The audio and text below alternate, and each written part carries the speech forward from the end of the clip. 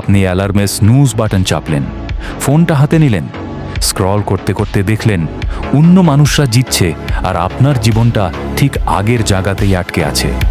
মিনিটগুলো ঘন্টায় পরিণত হলো, দিন শুরু হওয়ার আগেই আপনার এনার্জি শেষ।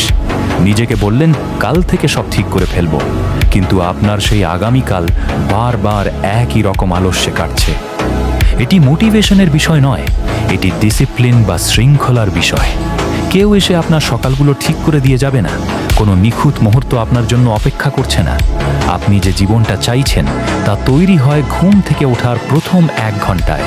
আর এই মুহূর্তে আপনি হয় আপনার ভবিষ্যৎ গড়ছেন অথবা ধীরে ধীরে সেটাকে ধ্বংস করছেন।